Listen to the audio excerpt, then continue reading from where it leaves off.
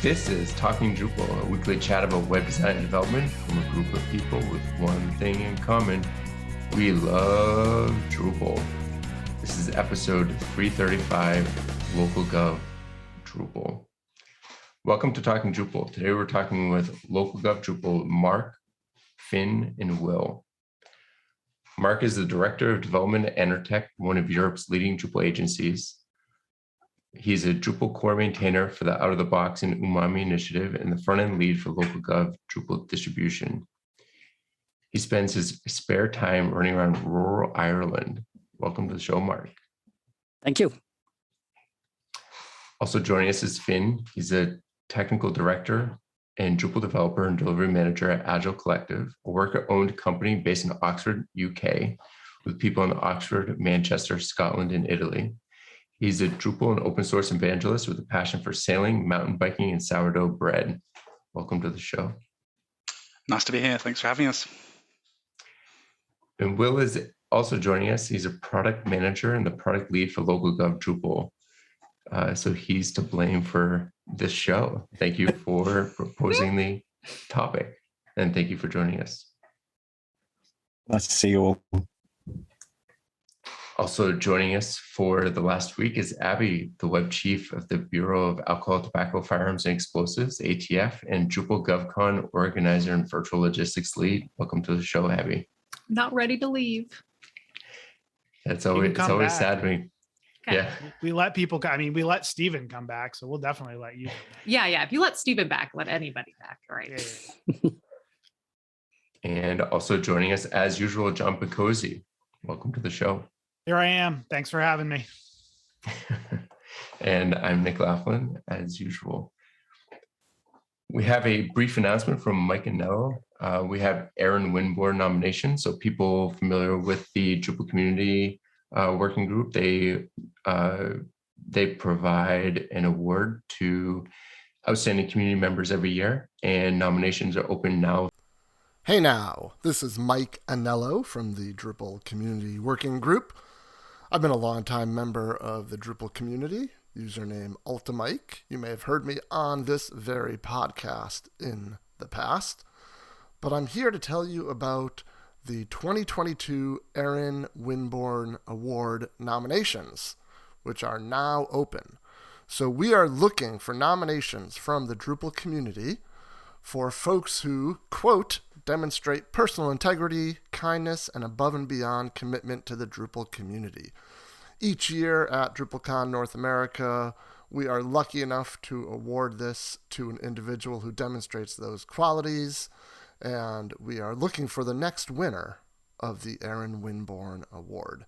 So nominations are open until Friday, March 25th of this year, 2022, and the winner, of course, will be announced at DrupalCon North America.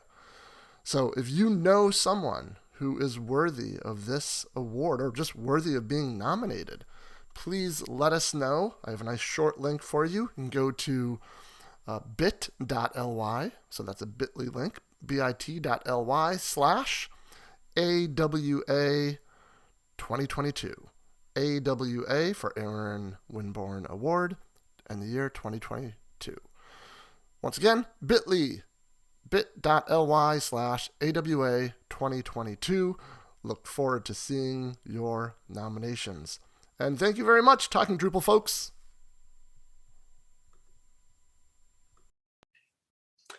And thank you, Mike, for that. Looking forward to see who gets nominated this year.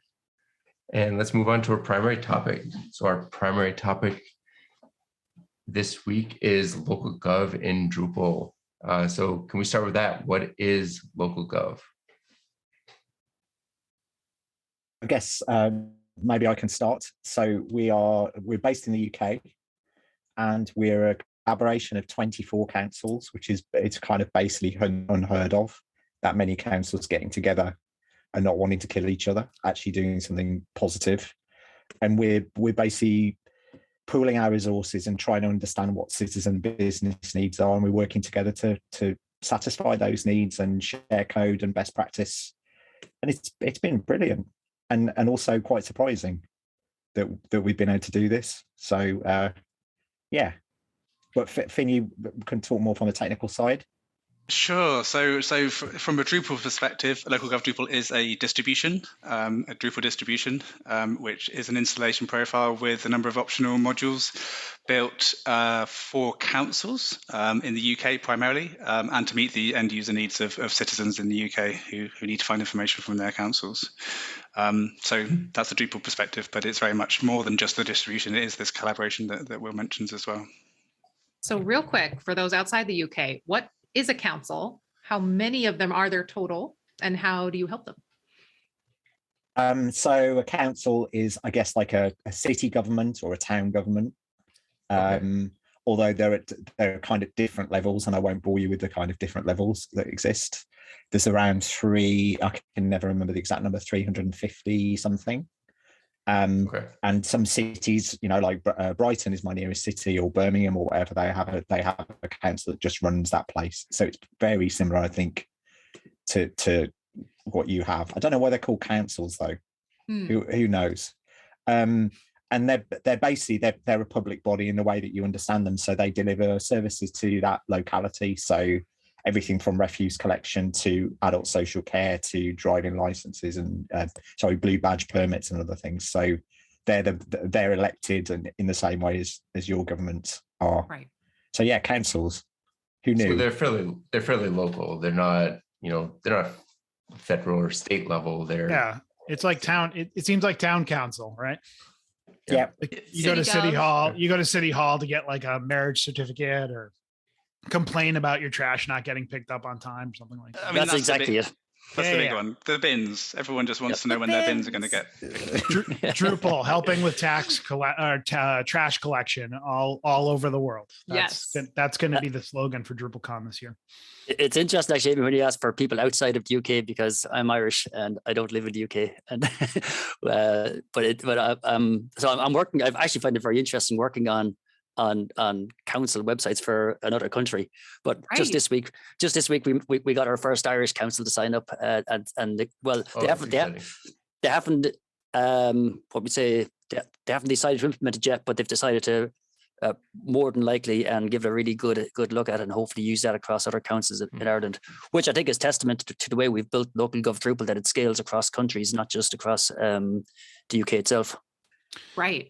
So who would you say, like, okay, obviously we know that it's for councils, right? But like, who would you say LocalGov Drupal is for? Is it for the, is it for the tech folks within those councils or helping with those councils? Is it for, the residents, right, of those local areas? Like, who do you guys think that LocalGov Drupal is for? I think it is always going to be for citizens and businesses. It's about doing a better job for all of them, but you need to convince digital and IT teams in councils to go for this in order to achieve that. So generally, we get contacted by, it's probably people like your teams, Abby. They're digital teams in a local authority, in a local council, thinking, oh, we've got to rebuild our website again, and they typically do that every sort of 3 to 5 years. And they look at the options and they look at the budget, and they've never really got enough money to do what they want to do. And I've been in this position sort of 2 or 3 times in different councils. And you say, and you can look to us and say, well, actually, they've thought of all the basic things. So we're not having to spend money on those things anymore. We can actually maybe spend more money on content design, or maybe build some of the features we've never been able to afford. So I think by doing that, there's a kind of arms race going on where technology is getting better and better and better, and we can't, as local authorities, keep up, or councils keep up with that. So that's how we're helping citizens and businesses. I think you get the basic stuff for free, and you can spend the money on the good stuff, and that's how we help. So, and we've seen that in quite a few different places already. One thought I had here, in addition to that question, right, is that so it sounds like each council is responsible for their web presence, right? Is there any overarching guidelines or requirements or services that help them in that decision making process, or is it simply like everybody's kind of doing their own thing and you guys are just individually infiltrating each one? I'm not going to hog the mic, but Finn, you made a point earlier about the local digital declaration, and maybe that's the background that we work in. Do you want to explain what that is? Yeah, so I mean, there's two aspects to it. I guess just to answer the first part of the question, I think the councils are free to go and choose who they want to build a website. They run their own procurement processes. However, there is the Government Digital Service in the UK, which aims to set best practice for mainly central government, and Will has experience working with GDS. But they publish a lot of their workings, all of their workings in the open, and are big proponents of open source and working in the open, sharing the evidence, and doing the user research to provide best practice UI, UX patterns to forms and interactions on web-based services. So building on this, they have recommendations for how to create digital services, of which I guess a website for a local authority is one. And there's something called the Local Digital Declaration, which local authorities and nonprofits in the UK are invited to sign up to. If they do sign up to it, then they are eligible to apply for funding to fund new innovative digital projects, such as this one. And this is how LocalGov Drupal got off the ground in a big way, is by getting funding from the then Ministry of Local Housing and MHCLG, Ministry of Housing, Local Communities and Local Government, used to be called the MHCLG. It's now called the Department for Levelling Up. Who knows why? But the important point is that they have a fund, local digital fund, which people can apply to.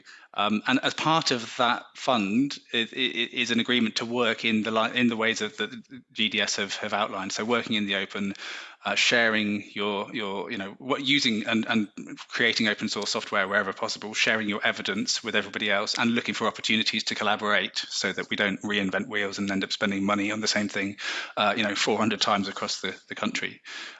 So that whole funding stream and process has helped local authorities to start getting up to this idea of collaborating and working in the open, and looking to open source software like Drupal, and also sharing back what they've done in terms of publicly GPL released distributions like this and other code.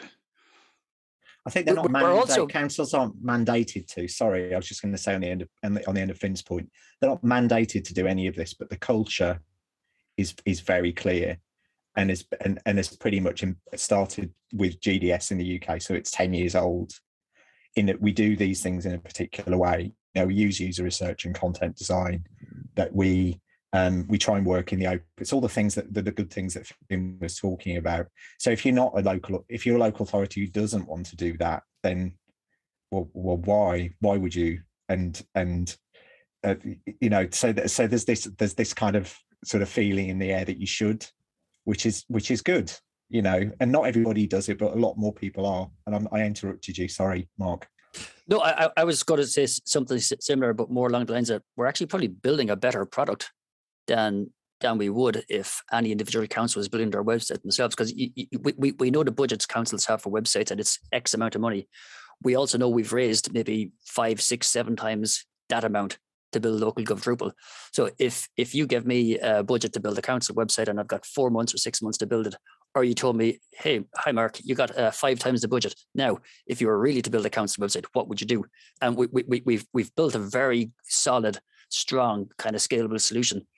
And then it means any council can use that, and they can use it for free. It's right. An open source product. If they want to just download and use it, off they go. And all the new features we have coming out for it soon, they'll get those for free as well. So we really see it as a much better way of tackling the problem for local councils. And you can see that then with the teams. When we asked the original question, I think we've gone around about a little bit, but who is it for? If you look at the teams that we've put together, and I mean teams rather than a team, we've got back-end developers, we've got front-end developers, product designers, interaction designers, content teams, content designers, user experience researchers, and things like that. There's no council in the UK that has all those. or in Ireland. So we're getting a lot of stuff together like that. So, and that really puts it as a product for everyone that's involved in any way in councils, whether it's someone using services or someone trying to put those services in front of people. So I think that's one of the huge advantages, even if you take, a fairly small state like Massachusetts, Massachusetts has 353 towns, right? And most of those towns, like you said, they can't afford to hire a UX specialist just to look at their particular town. But the truth is, one of the smallest towns in Massachusetts, Millville, right, has the same usability needs for their website as, Boston. Mm-hmm. Although Boston might be a little bit more complex. And if you have an organization or a distribution, you might say, that can help kind of address some of those things because people have pooled resources, that's a huge benefit. And speaking of benefits, I see that you call LocalGov a publicly owned asset. Can you expand on that? Talk a little bit about what you mean by that. Well, we're right now we're a group of councils, so we're not a legal entity of any kind. We're not a limited or US equivalent. So our code was made by councils working together. So originally Brighton, where I was working, teamed up with Croydon, it's another place where I was working. And they said, well, we're going to make this together. So that code was wholly owned by them. And they took the decision to open source it. And LocalGov Drupal sort of founded based on that. But the money for our work has come from public purse as well. So Finn mentioned strange acronym DLUC, or the Department for Levelling Up Housing and Communities, which is what it's called, its full title, has paid for this. So we've applied 4 times and we've won 4 times because we do all the things they want councils to do. So they want collaboration, they want working in the open, they want publicly owned code. You're leveling up councils. Yeah, I don't like that phrase, but we are, I guess. It's a council in a small town council can't afford what a big city council has, or a council in. We've got a couple of councils in the north of England who they really are, struggling for money, and they wouldn't ever be able to afford this kind of work or a team to build it. And we're saying, well, actually, we can get you started. You can go and get this today. So we are, in that sense, I guess we're leveling up. But I think ultimately the aim is that we become a legal entity of our own. We wanted to do this in the next sort of year or so. And I don't know the US equivalent, but we have something called a CIC, a community interest company over here. I think you have like a not-for-profit equivalent. Yep. So something like that, probably, Mm-hmm. or a limited with good public aims. We might well do that. And then it will truly be a thing that anyone can access and tap into and use. And probably founded on cooperative principles, which, Finn is an expert on. You might want to talk more about that, Finn, or sociocracy, which we use. Yeah, I mean, the governance of any collaboration is an interesting challenge. And I mean, Agile Collective is a worker-owned cooperative company. We're a normal company, but everybody who works there also owns it, and therefore collaboration is kind of at the key of how we govern our own business. So then when it comes to initially 2 councils, then 4 councils, then 6 councils, then 24 councils, then maybe 100 councils collaborating on a system that they all have, similar needs, but also competing needs, then the governance of those of managing that organization is an interesting challenge. And so there are ways that we've learned over time. Sociocracy is a growing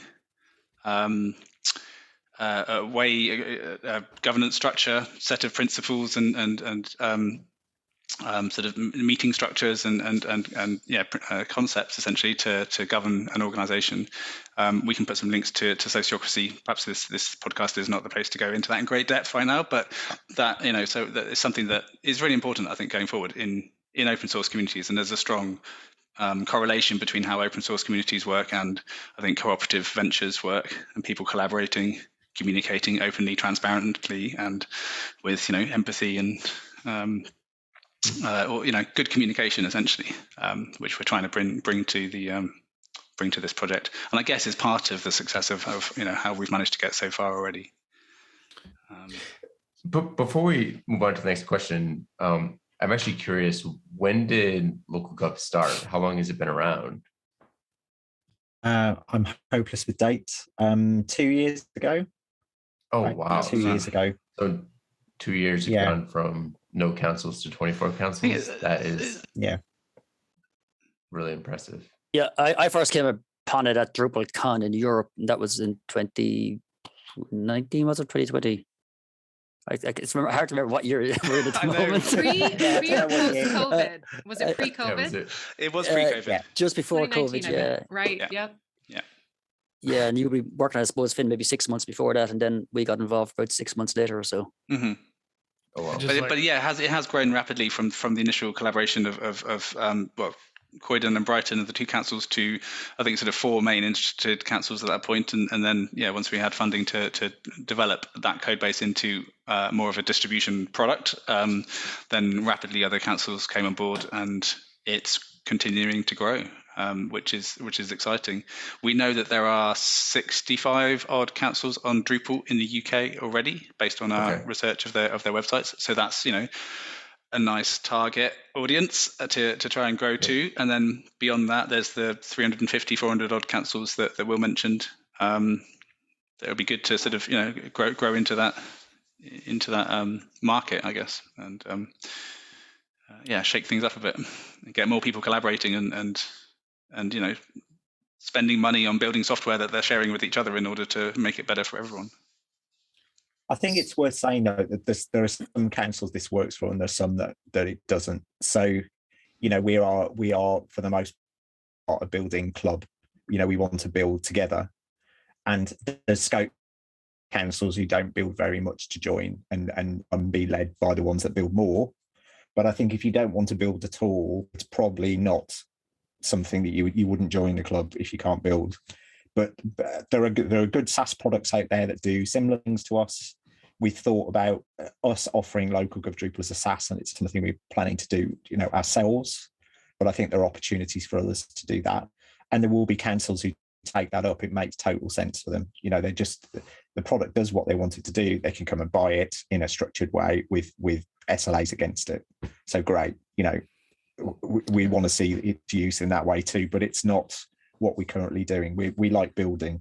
We like user researching and building and iterating. That's kind of where we are. Makes sense.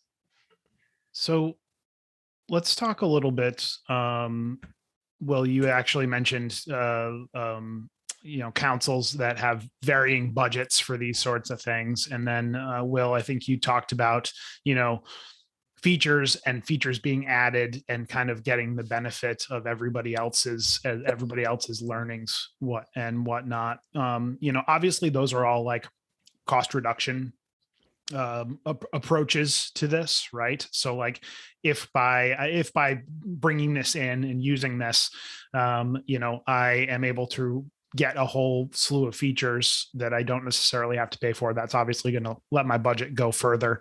If I don't have a lot of budget, obviously I'm going to be able to do more with it. I'm wondering if there are other cost reduction benefits to LocalGov Drupal. I think the biggest thing that we've seen is that you can get the benefit of what any council in the group is doing.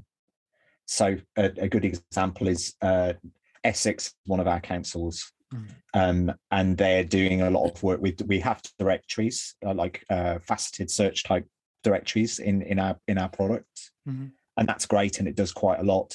But they want to take it further because there's something in the UK called Local Offer, which you probably won't have heard of, but basically it's a directory of services, community type services for people with particular needs. There's a lot of sort of childminding services or services for people with mental health problems or things like that, and you wrap these things up in what's called a local offer, and every council has to have a local offer.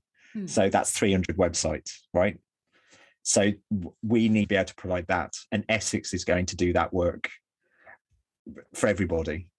Nice. So you see that you don't have to make 300 of these things. You can go do it well once, and then everybody gets the benefit of that. So and we've seen that to a greater or lesser extent across pretty much everything that we've done. And how does that work? Do they fund you working on that, or are they building it and contributing it back? The latter. Oh, they're building it and contributing it back. Okay.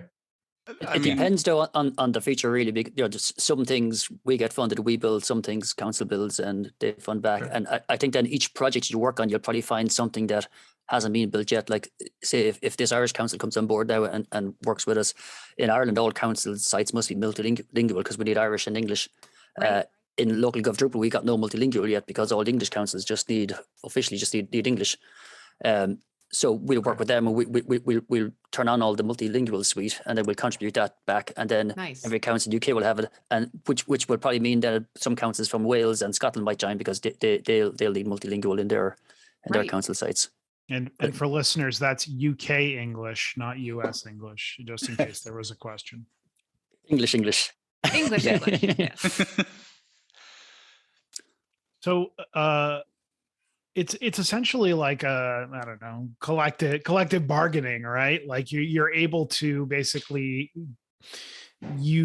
distribute features and almost distribute funds a little bit more equally, right? Like there's no obviously money changing hands, but like if you have a richer community that's able to put more into their web effort and contribute back to LocalGov Drupal, that helps out the littler guy to be able to use those resources, right? So ultimately it's like pooling budgets to for the greater good, right? Yeah. Exactly. Yeah, exactly. Next year we've got more of a challenge, which we're working on now. We're looking forward to. Is to date we've been funded publicly by DLUC, by Department for Levelling Up, and they pay capital costs. They pay for big investments, but they don't pay running costs. And this is a challenge they've set to us for next year, to say, well, we may well do capital investments into the future, but we're not paying day to day. So how are you going to pay for that? Right. And what we're looking at now is a sort of multi-revenue stream thing, but one of the streams would be a voluntary donation from a council on a kind of tiered basis. So big councils pay a bit more, small councils don't pay very much. Voluntary, obviously, because some councils might not have the funds to pay. But I think again, it's that idea that the big councils can pay a bit more or contribute a bit more and help out everybody, and particularly the smaller councils. So it's that idea you mentioned, John. It's the biggest shoulders can carry more weight. Yeah. Just out of curiosity, would that model have to only be for councils? Like as a citizen, if I knew that my council was using LocalGov Drupal, could I go in and say like, hey, I want to give you guys, $100 to, keep working on this thing? Like that's something we haven't thought of, but I like the idea. Yeah. Well, right. Like it makes sense to me. Like if you're decreasing, because everything goes back to taxes, right? So like if my council is charging like me taxes and they can spend my money more reasonably, like I might as well help you guys help me like get my trash picked up more efficiently, right? I love that. You need to join the team. This is a good idea. Top idea. Hey, listen, local bake sales. I'm more than happy to throw out ideas at you guys all day long. It's interesting. We have been exploring the multiple ideas. That one hasn't come up, but it's right in there now. Suppliers is the obviously other one, like Agile Collective and Anatech are deeply involved in the project. But as a supplier, would be happy to have some kind of contribution in line with the Drupal Association type thing, where right. You become a member, you pay money because it's a good thing to continue to support the governance of this organization. And so I think suppliers is another area we'd be looking to bring revenue in. But yeah, end citizens, that's an amazing idea. So to pivot a little bit over to what you built with LocalGov and how you're designing it. This is a ongoing debate we've had on this show over several episodes, but did you guys choose to use Layout Builder and or paragraphs, and why or why not? Interesting. I'll kick off with this. So initially we didn't actually include either. Either. We did have some paragraphs actually in the first instance, but most of the content, 90% of the content on council sites is text-based content to answer a particular need or piece of information, sometimes linking off to another form or something, or usually on a separate system.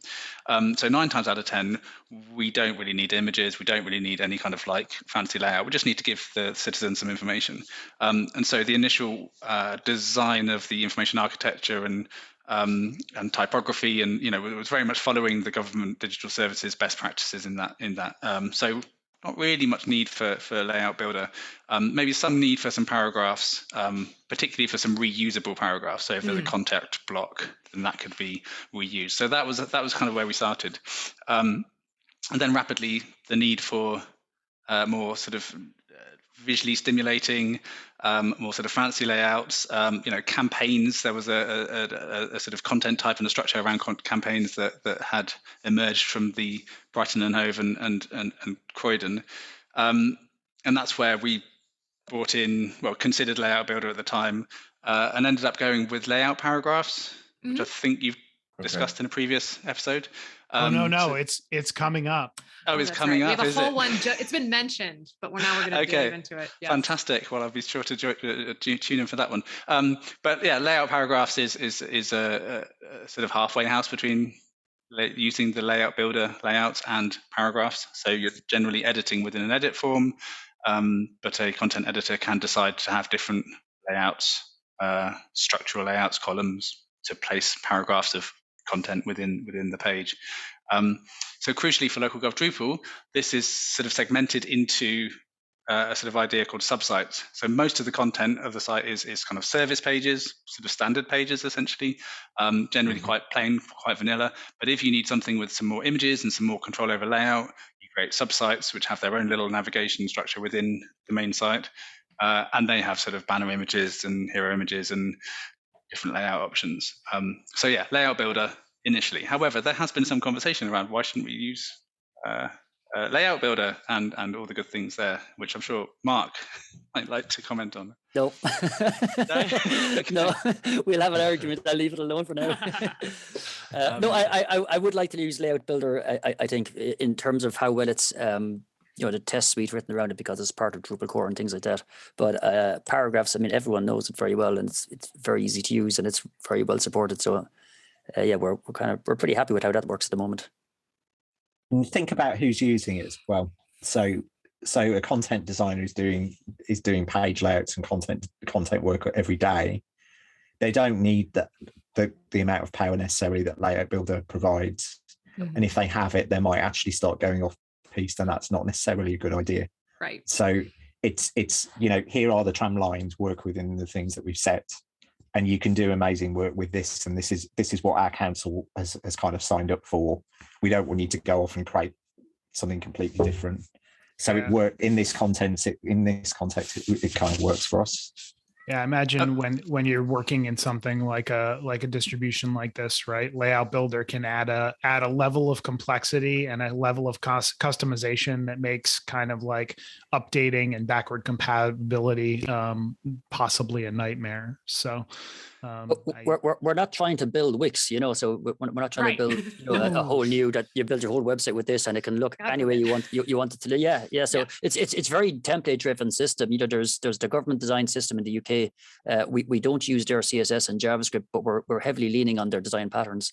Mm-hmm. So we've got a small subset of paragraphs, and those paragraphs are only available on 2 or 3 different content types.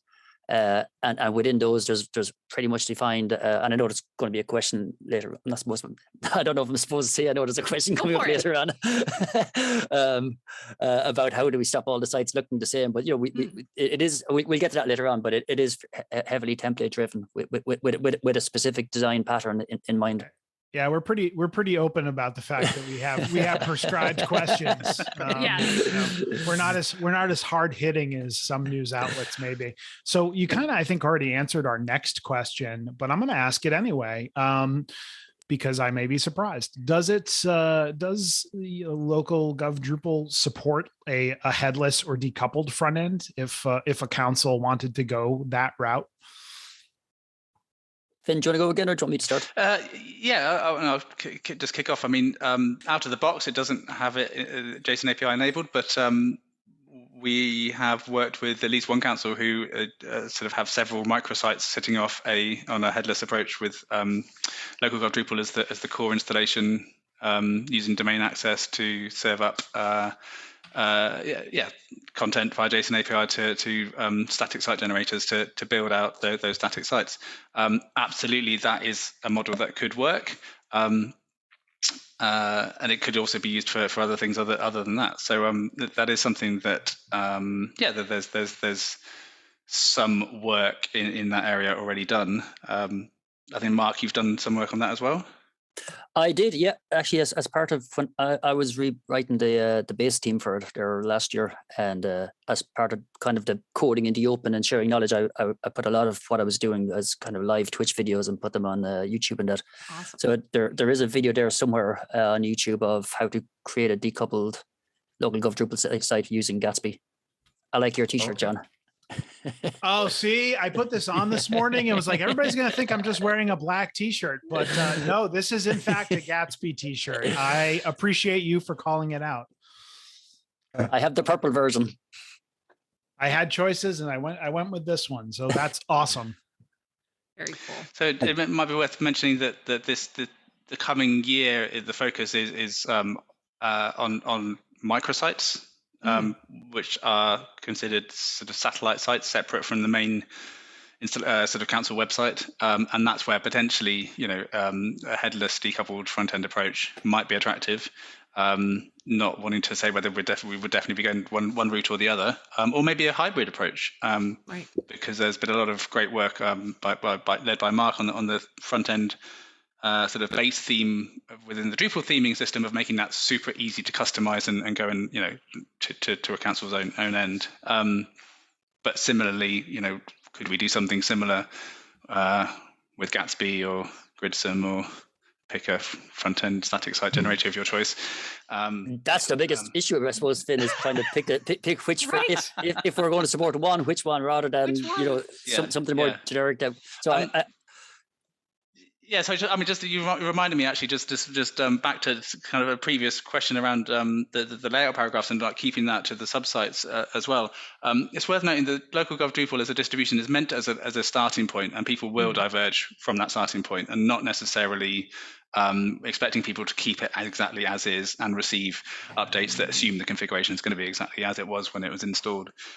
So on the layout paragraph specifically, and we know of at least one council where they have added that same feature that's supposed to be just for subsites to all of the other content types, so that the content designers can go a little bit wilder if they've got the right permissions. So similarly, if we were to develop something with JSON API and a sort of headless approach, that would be just like one way of doing it. And it doesn't mean that everyone has to do it that way. It just gives people who want to go that way a leg up to do that, and reduce the burden of the starting point. But it doesn't preclude people from just throwing away Gridsome and going with Gatsby or whatever. Right. I think this assumes though that councils are quite sort of sophisticated publishers, and they're definitely all moving in that direction, but they're not necessarily there right now. So the way this works is I'm going to get some news out today, therefore I will hit publish and news will appear. And it doesn't really do any more than that. Or I need to describe how a service works and I'll hit publish. And then you can see on a selection of pages how this works. And that's very much the mode that most of them are in.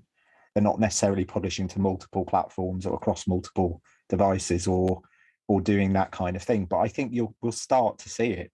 So we've had a couple of councils say, well, why aren't you doing this headless? And we're like, or maybe we should then, but it's only 1 or 2 out of 24. So I think over the next sort of couple of years, we'll see more interesting uses of it, which is exciting. Absolutely. And so there was one council I was, sorry, Abigail. Go ahead, Mark. Sure. There was one council I was talking to, well, I don't know who it was, but their full website is written in Gatsby. And it's I don't think it's Drupal actually, even it's definitely not LocalGov Drupal. And I thought it was really interesting, and of course it looks really well, and it's amazing fast, and it's very secure, and it's all those things I'd be pushing us to do. So yeah, I'll pass back to you. I would love to include some examples of really interesting council sites using LocalGov in our show notes. So think of which council websites you guys might want to share, because just to give people an example of different ways you could take it. Yep. So in terms of design, and we'll get to the kind of making your site look different, but in terms of standardizing or best practices, do you use an existing design system or adapt from one or take inspiration from one, or are you forging your own design path? I wouldn't say that we've got a design system right now, but the base is built in a way to suggest how pages might look. And that influence, and Mark will tell you more about this because he built it, but we all live under the shadow, a benign shadow of the government digital service. Right. In the UK. They do good work. They spend a lot of money, and it doesn't make a lot of sense to go completely in a different direction. So they've got a fantastic design system. They're doing component design updates all the time. And we look at that, but we don't necessarily just take it. There's been a lot of instances where we said, well, this looks interesting, but we're not sure how this applies in our context.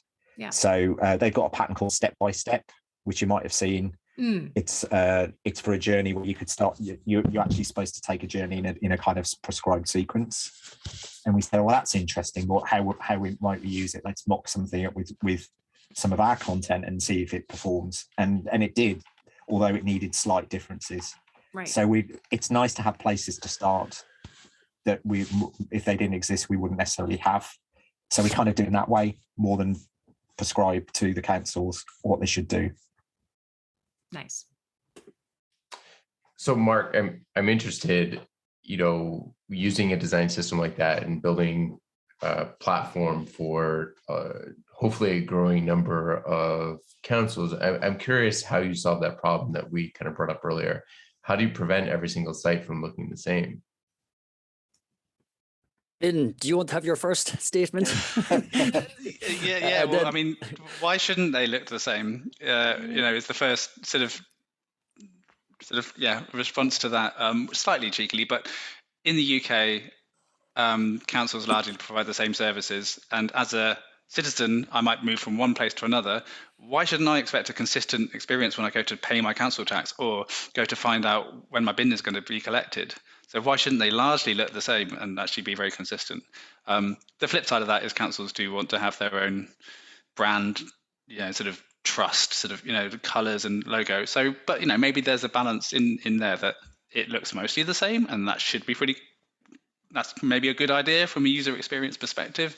But there's enough customization that councils can have their creative enhancements, let's say. But I don't know. And I think if you've got the budget, you can just go completely off piece, and a couple of councils have. So Westminster is in London. It's a big council. They've said, actually, we quite like this, and we've tested it. It looks great, but we actually want it to look quite different. So if you go and look at their website, westminster.gov.uk, that's a LocalGov Drupal site, and it kind of feels like ours, but actually it's quite a bit removed. And I think we'll start to see some of that. It's flexible enough to do both. You can largely go with what we've got, or you can flex and go in a different direction if you want. So I think we covered as far as we can be. It's another one of those things, right? Like, hey, if you have the money to spend on the extra look and feel, you go right ahead. But maybe you want more functionality. Who knows? Well, it's interesting, John. Just when we're saying, how do we build a system that allows us to not have them all the same? We actually did that. Like the base team, I think it's very good, and how it works. What we've done is like there's no build steps. There's no SAS. There's no gulp tasks. We've got a package JSON that only formats your CSS to make sure it follows Drupal coding standards, and absolutely nothing else. Everything is a variable. So out of the box, if you decide my council is green and your council is blue, you just change your primary color variable to be green, and you can do the same with your fonts, same with your line heights, same with your margins, your paddings, your borders. So straight away, no website looks the same. But after that, then each component. So say if you've got a card component, we got a dash card border, dash card background, dash card title, dash card, all those things. So you can actually change the whole theme of your website and make it look very, very individual by just having one file called variables.css. And then if you want to change it even more than that, then you can start adding in extra libraries and extra CSS files. So whether you got a big budget or you don't have a big budget, you should be able to get a very unique looking website with minimal work. That is true. Nowadays, kids in high school understand SAS and coding principles. So Right. you can find a very eager high schooler to update your council Well, website. Well, I think we kind of, I don't want to gloss over this because that's really cool. I mean, so it sounds like you're using CSS variables, not SAS variables, right? CSS variables, yeah, we've got no SAS. Nice. Oh, Just simplify it. So that means so it doesn't have to be compiled to make those changes. You just, if you override that Right. variable, it just takes it back. Yeah, and if we wanted on a per site section, so we got the subsites content type, and you got, say, the fostering section, or you got the bin section, whatever it is, we could very easily in another phase put in some team variables that you can set. The editor could set the variable, and that would go at the body class on the on that section and trickle down through the whole section. That you can have, this section is green teamed, this section is blue teamed, this section is orange teamed, and you're talking 10-15 seconds work for a content editor to set that variable themselves. I'm very that jealous. That part isn't built, but that's pretty simple. That's the kind of feature set I think we'll look towards for microsites when we get around to doing that. That you'll have your microsite built, and you'll say that it fully brings along with it the council's brand guidelines in terms of fonts and spacing and everything else. But for whatever reason, I'm using a slightly different blue here or a slightly different orange here or something like that, and that will carry through for the whole microsite. And I think that's something that like individual departments are interested in, right? So like before I worked on a team that developed the state of Rhode Island's web platform, and like that was one of the things where each department had that, we talked about each council wanting to be individual, but like each department within that was looking for different visuals and stuff like that. So I think that aspect of it is super interesting. I would also like to state that I started off developing web projects in high school, so I'm not making light of that. I think it's a very viable option for a cheaper development resource if you need one. Let's jump into Drupal here for a second, right? And these two questions are going to kind of focus on that and the distribution overall. So what version of Drupal did you guys start with? You said you started about 2+ years ago. What version of Drupal was that? It was version 8. I'm trying to remember or see if I can find exactly what version 8 it was, 8 point whatever. But yeah, so it was version 8. Brighton and Hove had developed their website on Drupal 8 and had done a lot of work, and Croydon benefited from that in their sort of friends club of code sharing, and that was where the code base started before being heavily refactored. And assuming you're on Drupal 9 now? We are indeed, yeah. Okay. So I'm curious about that process, because one of my first talks ever at like a Drupal meetup or anything was about distributions, and it's been a while since I've built a distribution, but I remember, one of the quirks is updating a distribution is a little bit different than updating a normal Drupal site. And I imagine Drupal 9 with, 8 with Composer, it's a little bit easier, but I'm curious about your update process, since you're supporting something that multiple councils are using, and some of them have diverged from the original distribution. What processes do you have to make sure that your update or major version, Drupal version update, isn't breaking something for one of your customers? It's a really good question. I mean, we were very lucky to have that particular update come at a time when there were not that many sites live on Drupal 8. So we kind of knew our audience and who to talk to around particular issues. I mean, just on the sort of Drupal 8, Drupal 9 update and sort of tests, we've got a suite of automated tests that run. So in terms of whether the distribution is still performing the same, the kind of automated tests help to confirm that everything is still working as expected on Drupal 9. Through talking to other distributions, we've learned a lot from particularly Thunder and how they approach their sort of testing of updates. But I think where we're quite different is that we're not expecting people to necessarily need to change a huge amount to their configuration. We're not changing a lot from going from 8 to 9 in terms of like refactoring fields or changing things or assuming that they haven't made changes. So the philosophy of the distribution is that it is a starting point, and therefore, if you started on Drupal 8, actually you update it yourself to Drupal 9 essentially, through a series of steps, and then you kind of move on. The Drupal 9 distribution is then a starting point for the next people who are going to start. We're not expecting people to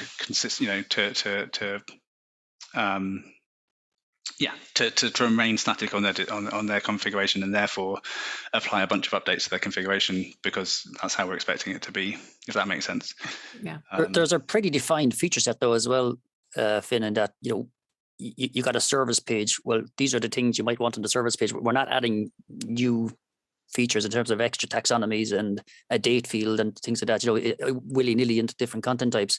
The major difference between one website and LocalGov Drupal and another really is at the theme system. And even at that, the difference then is these things on this page lay out in the 3-column grid, and the other council wants them laying out in the 2-column grid. So there are very minor changes in one CSS class or something in a template. So I think it's down to the governance as well. So we've got two groups at the centre. So the technical group, which Finn runs, and the product group, which I run, and we stay in touch with each other. So we talk about the changes that we want to make, and we don't make big changes unless there's a really good reason to do them. I think we've done one major breaking change ever, aside from the move from 8 to 9, and we made sure that everybody was in lockstep with that. We've got a newsletter that goes out, email newsletter that goes out to all the users. We let them know that these things might be coming up. They can come and talk about them, and we give them, if we do ever do something like that, we'll show them how to get out of it, or the pros and cons for making that change. So, but it's not something. It's like being an admiral of a fleet, isn't it? Right. Is it in Star Trek where you're an admiral now or something because you've got 2 ships? I can't remember. It's some sci-fi thing. You need to think about all the ships. Sure. Rather than just one. And I think that was the big difference for me in product terms. I've got to think about all of these things now, not just the one site I used to run. And that's what we encourage product people to do as well, is, the Essex work that they're doing around local offer. Don't just think about this for you, think about it for all the other users that you might have. They've embraced that wholly. And, I think that's the mindset change that you go through when you join this project, or certainly from a product point of view anyway. And to that I point, remember which sci-fi thing it was. Sorry. We'll put it in the show notes. We will. So back to your point about you've got your newsletter, you're communicating upcoming changes to users. Do you have an official or unofficial roadmap, and what's in store in the coming months for LocalGov? We voted on it as a group of councils. So we asked, and what we were looking to do is find out what they'd already committed to. Right. Before they joined. So what was on your roadmap anyway before you decided to join this? And let's look for a happy path through this work that satisfies as many people as possible. So that turned into a proposal. We think it's this, based on what you told us, and that is microsites next, because we've got public funding for it. So we're definitely doing that. Start next week or the week after. There's a whole load of forms work that's going on. So we're using Drupal web forms, but we're simplifying it, because it's got too much in it for a content designer to properly get their heads around. They don't need all the functions that it provides. So we're going to do a kind of slimmed down version of that. That's looking great. So HTML publications. Mark, you're doing a prototype of that right now? I am, yes. Yeah, there's I guess every council, when they started having websites in 1998 and came upon PDFs and how great they were, thought, oh, wow, this is cool. Let's put our local development plan here. That's, 600 pages and 200 megabytes. And we've realized now 25 years later, they're kind of tricky to read on phones. Mm-hmm. So with Dublin, I was lead developer on Dublin City Council's website. It's not a LocalGov Drupal site, just Anartech built it a number of years back.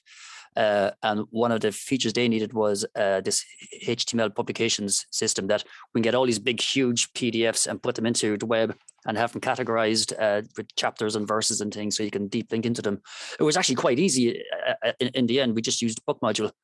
And we organized each chapter and each section as book pages, and then we rewrote the templates to follow which actually based design. The Dublin design was based on the Gov UK design, So now I'm working with another council in the UK using LocalGov Drupal, and I'm kind of replicating that feature set for them. And when that's done, then we'll share that across with every other council that wants I it. haven't worked on with the book module in so long. I think the last time I used it was on a government site. No, I but I was going to say, literally was just going to be saying like Mark is now going to become my book resource anytime I have a question about the book module. we're I've looking seen into it. book. We have so many long PDFs. It's our curse. And I'm trying to push everybody into HTML, like, or just normal basic pages. So book is one of those things like taxonomy. It's basically just an entity with one special thing. So taxonomy has hierarchy. That's what makes it special, right? Mhm.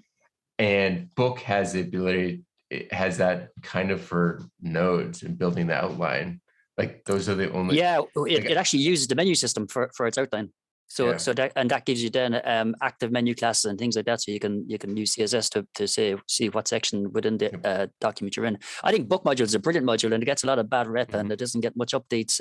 But it's actually really, really cool and solves a lot of use cases that I think people don't even know it's there. You kind of, how are we going to do this? Oh, well, we have to use views and entity reference fields and contextual filters and relationships. And you think that's all there in book. Let's use what we have.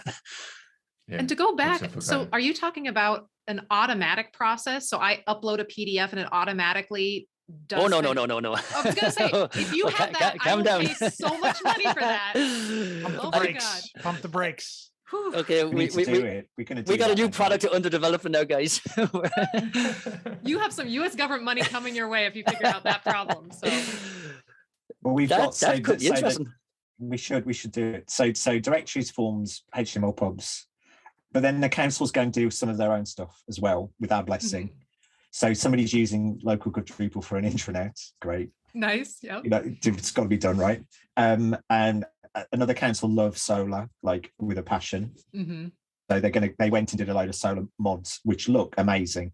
I mean, the overhead for a typical council is probably too much, so that's not in the distribution, but it's still there, Right. So they kind of they'll go and do their own pet projects, the things that they would have done, and now they've got more money to spend on them, and then we get the benefit of that, which is fab. So speaking of roadmap and kind of general work, what kinds of things does LocalGov need help with right now, other than building the PDF to book migration plugin? Right. That's a good question. What do you think? Friends, money. Come along. No, we've got money. Come along, and more friends, more people who are into this. Everyone here is into Drupal. This is a particular flavour of council collaborative Drupal. If you're into that, come and say hello. Yeah, I mean, I think on the collaboration tip, I was sort of mentioning slightly before we started the show that actually reaching out across, international borders and looking for opportunities to collaborate with other people working in local government and on distributions. We've already made good roads into comparing notes in the distributions groups of Drupal.org/distributions, and we did a bit of a distributions meetup last year for a while. That was great to share notes between distributions, and there's lots happening in Drupal.org. There's a kind of initiative at the moment to try and make Drupal.org better for distributions. So that's really important, distributions collaborating with each other to share knowledge. But then specifically on the public sector and government, collaborating more. I think we've got work to do to reach out and find out what you're doing over there. And you mentioned the Australian government work as well. So, if there's anyone, I know, Abby, you're involved in that area in the US, and I think, maybe we should come over to GovCon, is it called? Yes, GovCon, yes. So, that's probably, we should establish more links there and look where we can. I hope we're not reinventing too many wheels here. I hope you haven't already got a whole LocalGov Drupal in the US that we just didn't spot. Not that I know of. No, yeah. That is good. So, because a lot of it is applicable for similar size organizations across international borders. So I think collaboration, is important. But for people sort of getting involved, and, there's Drupal.org, the LocalGov installation profile /distribution is on Drupal.org/project/LocalGov. There's the GitHub issue queues. Lots of issues. .org / LocalGov Drupal, issues. I think. We'll put the links in the show notes. But I think kind of like you asked the question of what do we need help with? But I think it's just more people getting involved to share notes, and as with any open source project, contribute where people can, and or try things and spread the word, and look for opportunities to use the work that we've done in other places. And so I think there's also, sorry, Abby, go on. Please go ahead. I was only going to say other uses. So it's called LocalGov Drupal, but we've already been approached by a central government agency saying, "Oh, could we just use this?" Well, yeah, it's free and you could use it. A local doctor's surgery was going, "Well, your website's better than ours," and we said, "Well, that you could use this probably." Or school, my son's school's website is questionable. I think there are other things you can do with it, and understanding the gaps from here to there are interesting. So anything along those lines, if people want to take it out for a spin, tell us what's missing or what extra things we need, then please do go ahead. And I did interrupt you. I'm sorry about that. No, I think especially city and county, local governments here in the US, if they haven't heard of this in Drupal, this is something they should definitely look into and possibly get in contact. So that was my next question. If someone does want to get involved, aside from hopping into the issue queue, do you have a Slack channel? Do you have monthly public meetings or what's a way for someone to kind of meet with you and get involved in that way? Yes, we have a Slack channel. So yes, we have a show and tell every month that's generally themed, but we can accept other things. If somebody's gone and done something with LocalGov Drupal, they want to come and show, that would be lovely. I mean, there are groups that we run. So my group is the product group. It's an open house. I mean, it's by invite, but it's open. Please, if you want to get in touch about that, you can. Finn, you've got sort of technical forums that you can describe. Yes, we have a technical drop-in, mainly focused towards councils or developers or suppliers or people who are interested in LocalGov Drupal but have technical questions. So that's once every 2 weeks and is an open drop-in. We have a public-facing Google Calendar which we can share in the notes, and that has all of these meetings in it. And so that if people do want to, find out about them and come and join us for a particular meeting, they are welcome to do that. Jump onto those links. So I have one additional question that I've been thinking about since we were talking about distributions, right? We talked about people kind of diverging from what's in LocalGov Drupal. I'm wondering if somebody has diverged and they feel like it's a feature that could be brought back into the distribution. How would they go about doing that? Is that simply just opening up an issue in the issue queue and saying like, "Hey, here's my code, like, can you guys consider it?" Or is there some more formal process around that? I mean, that's definitely a good start with any anything, any suggestions. But yeah, if you've got code to contribute or examples of interesting features that have been developed elsewhere, but yeah, and or just come and talk about it, demo it to people. We've developed these structures based around sociocracy I mentioned earlier of having sort of working groups. So we've got these kind of permanent technical group and product group, but we will spin up a working group for a new feature if people are interested. There's one that's going to be created around this local offer that Essex is working on. If somebody has a new feature, then we might start a working group on that, which has representation from the product group and from the technical group and whoever is working on it. And they can take that whole feature forward over time, up until the point where it's ready for inclusion within the distribution, essentially, and then ready for sort of ongoing support and for other people to get involved. So that's kind of roughly the way that we hope these collaborations work, and that keeps everyone in the loop, lets everybody else know that this is being worked on, so that they don't need to go and necessarily work. They can focus their efforts and resources elsewhere. Awesome. So yeah, whatever's being worked on, come and tell us about it, because then we know not to work on it as well. So yeah. Even if you are just working on it in your own silo, like, come and tell us. Right. Yeah. We did end up with 2 of one thing, and I can't remember what it was. Can you remember? It was like, you just did that. Maybe events or something. But yeah, I think it was. Or what did you do that again? Key, right? Yeah. Work smart, not hard. Yes. There you go. Absolutely. So as we bring the show to a close, gentlemen here, I wanted to just see if there was anything else that we should know about LocalGov Drupal, something that we maybe didn't cover, or just a quick closing thought. We like mission patches. I'm And jealous. go and check out our mission patches on our website. So for every new major project, everyone who takes part gets a sticker, and the sticker is generally a creature. I love this.